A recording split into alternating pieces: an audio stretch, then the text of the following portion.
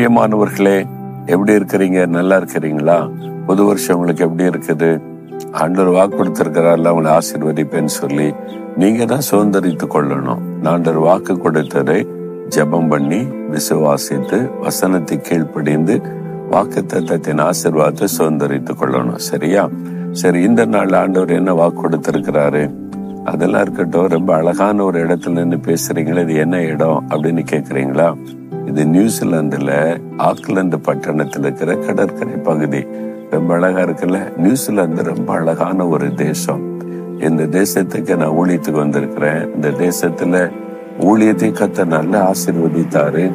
இந்த இடம் ரொம்ப அழகா இருக்குதா, அதனால உங்களுக்கு அதை காண்பிக்கலான்னு தான் இங்க நின்று கொண்டு நான் பேசுகிறேன். சரி, ஆண்டவர் உங்களுக்கு என்ன வாக்கு வச்சிருக்கிறார் தெரியுமா? நீதிமொழிகள் 28:20 உண்மையுள்ள மனுஷன் பரிபூரண ஆசீர்வாதங்களை பெறுவான். உங்களுக்கு ஆசீர்வாதம் அல்ல, ஆசீர்வாதங்களை கர்த்தர் வைத்திருக்கிறார். நிறைய ஆசீர்வாதங்கள். அதுல பரிபூரண ஆசீர்வாதத்தை நீங்க பெற்றுக்கொள்வீங்க அப்படின்னு ஆண்டவர் சொல்றார். பரிபூரண ஆசீர்வாதம் பெர்ஃபெக்ட் பிளஸிங், எல்லா விதத்திலும் ஆசீர்வதிக்கப்படுவது. சிலருடைய வாழ்க்கையில பாத்தீங்களா, அவங்களுக்கு நிறைய பணம், செல்வம், அந்த உலக ஆசீர்வாதம் எல்லாம் இருக்கும். சரீரத்துல வியாதி வியாதி வியாதின்னு வேதனைப்பட்டுக்கிட்டே இருப்பாங்க. ஒரு பகுதியில ஆசீர்வாதம், ஒரு பகுதியில பாதிப்பு. சிலர் பாருங்க, குடும்பத்துல நல்லா இருப்பாங்க, மனைவி, கணவன், பிள்ளைகள் ரொம்ப சந்தோஷமா மகிழ்ச்சியா இருப்பாங்க. ஆனா கடன் பிரச்சனை இருந்துகிட்டே இருக்கும். ஒரு பகுதியில ஆசீர்வாதம், ஒரு பகுதியில பாதிப்பு. சிலர் பாருங்க, ஊழியம் நல்லாதான் இருக்குது, ஆனா இந்த உபத்திரம் இருந்துகிட்டே இருக்குது. அது போக முள்ளு மாதிரி எங்க சபைக்குள்ள, எங்க ஊழியத்துல ஒருத்தர் இருந்துகிட்டு ரொம்ப கஷ்டம், அதனால பாடு இருந்துகிட்டே இருக்குது. அந்த ஆசீர்வாதத்தை உண்மையா நாங்க சந்தோஷமா அனுபவிக்க முடியலன்னு சொல்லி, இப்படி ஏதோ ஒரு விதத்துல ஆசீர்வாதம் பாதிக்கப்பட்டு இருக்கலாம். ஆண்டவர் என்ன சொல்றாரு? பரிபூரண ஆசீர்வாதம், நல்ல சரீர சுகம், ஆவிக்குரிய வாழ்க்கையில ஆசீர்வாதம், உலக காரியத்தில் ஆசீர்வாதம், பாதுகாப்பு, ஒரு பரிபூர்ண சந்தோஷத்தோடு அனுபவிக்கிற ஆசீர்வாதம். இதான் கர்த்தர் வாக்கு கொடுத்திருக்கிறார். இந்த பரிபூர்ண ஆசீர்வாதத்தை பெறணுமானா ஆண்டவர் நம்மிடத்துல ஒண்ணு எதிர்பார்க்கிறார். என்ன சொல்றாரு? உண்மையுள்ள மனுஷன் பரிபூர்ண ஆசீர்வாதத்தை பெறுவான். நீங்க உண்மை உள்ளவர்களா இருக்கணும்.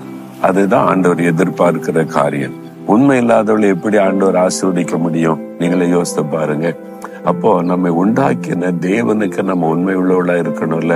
அவருடைய வசனத்தின்படி வாழணும், அவர் எதிர்பார்க்கிறபடி நடக்கணும், உண்மையா இருக்கணும். நம்ம ரட்சித்த ஆண்டவர், நம்ம வழி நடத்துகிற ஆண்டவருக்கு எப்போ உண்மையா இருக்கணும். அவரை ஏமாத்துறது, அவருக்கு பிரியமில்லாத செய்து துக்கப்படுத்துறது செய்யக்கூடாது.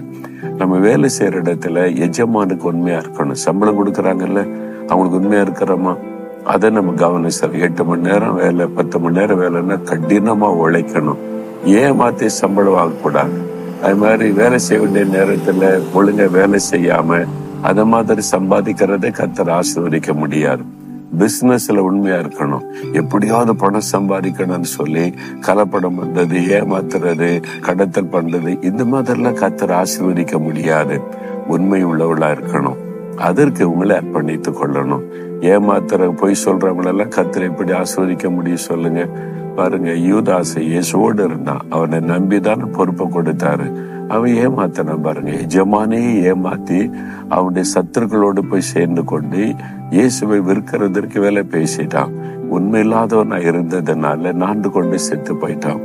அனனியா சப்பீராள் என்று 2 பேர் குடும்பத்தான் ஆதி திருச்சபையில இருந்தாங்க.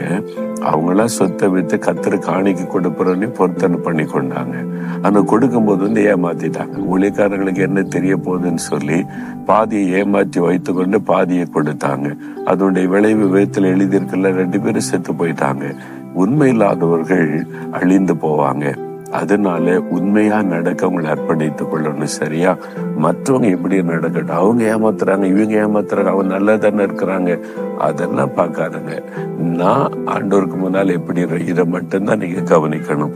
உலகத்தை பார்த்து நடந்தீங்கன்னா ஏமாந்து போவீங்க, நீங்க பாதிக்கப்பட்டு போவீங்க.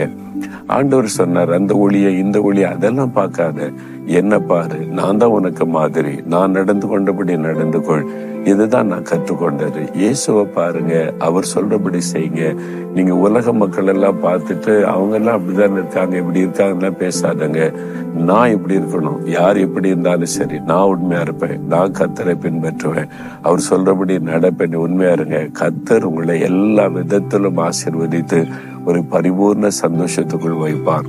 சொல்றீங்களா? ஆண்டவரை பார்த்து, ஆண்டவரே உண்மையாய் நடக்க எனக்கு உதவி செய்யும், நான் எல்லா விதத்தில் உண்மையாய் நடக்க என்னை அர்ப்பணித்துக் கொள்ளுகிறேன், நான் எப்பொழுதும் உமக்கு நான் இருக்கிற இடத்துல என்னை நம்புறவங்களுக்கு நான் உண்மையா இருக்கேன் அர்ப்பணித்துக் கொள்ளுகிறேன், எனக்கு கிருபை தாரும், உண்மையில்லாத எல்லாவற்றையும் என்னை விட்டு அப்புறப்படுத்தும். இயேசுவின் நாமத்தில் ஜெபிக்கிறேன். ஆமேன், ஆமேன்.